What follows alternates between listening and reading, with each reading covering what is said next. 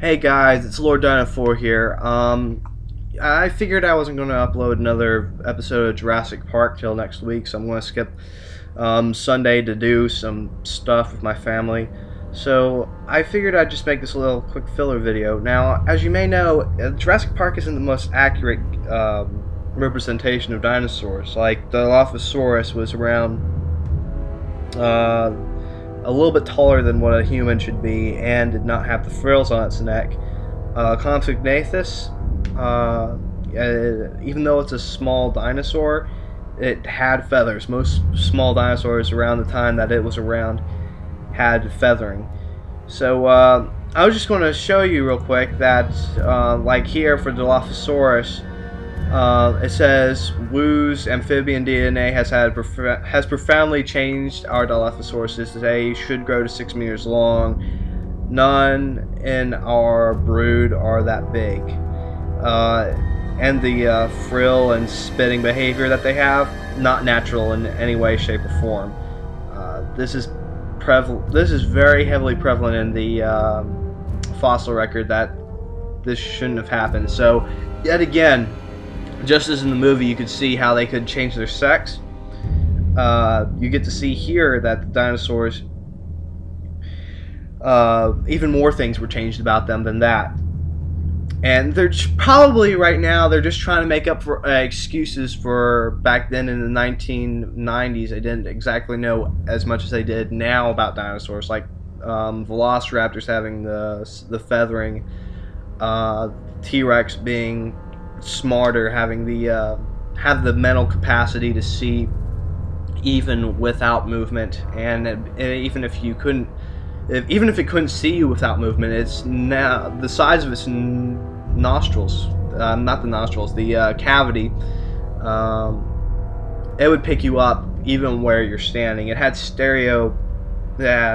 I can't remember the term. It could smell in 2 directions, so if you were standing to its right, it would know you were there. Also, they showed that Torosaurus and Triceratops are the exact same species. We now know that as dinosaurs age, their appearance changes, and that means that in the fossil record, many of the dinosaurs that have been placed as a different species could just be the younger or older version of an already named dinosaur like Triceratops. T-Rex, like it tries to explain here, despite theories popular among some paleontologists, I'm convinced our T-Rex's motion-based vision is a result of Dr. Wu's amphibian DNA. These splicing techniques that they used weren't perfect, so that means that even though the T-Rex, its bone structure, I can guarantee you from the movie, is the exact same bone structure, that you'd find in a T-Rex out in a museum. So, one last thing, the Compsognathus, they were just like chickens, but they had feathers. I can say that with about, 70% confidence. So, guys, I was just pointing this out because I thought this would be an interesting fact to share with you. And to be perfectly honest, beyond that, I think it would have been wrong to even use amphibian DNA in the first place, seeing as how we're on the amphibians don't even have the same characteristics as dinosaurs. They don't have the clawed feet, they don't have the same digits, their intestinal systems are different, the way that they eat is different.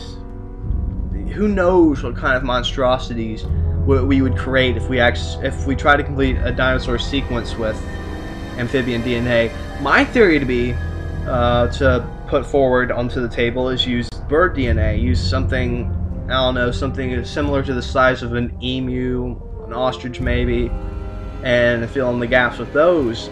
Or use something that we think is genetically similar to the raptors, like using a hawk's DNA for the Deinonychus in the movie, which I can say with absolutely 100% certainty that it was not Velociraptor mongolius that was in the movie. It was Deinonychus, its North American cousin. Well, thanks for watching, guys. Thanks for listening to me ramble about this stuff. I know you didn't have to do it, so it just makes me proud of myself that you would actually take your time out of the day to see what I'm talking about. So thanks. I'll see you later. Peace.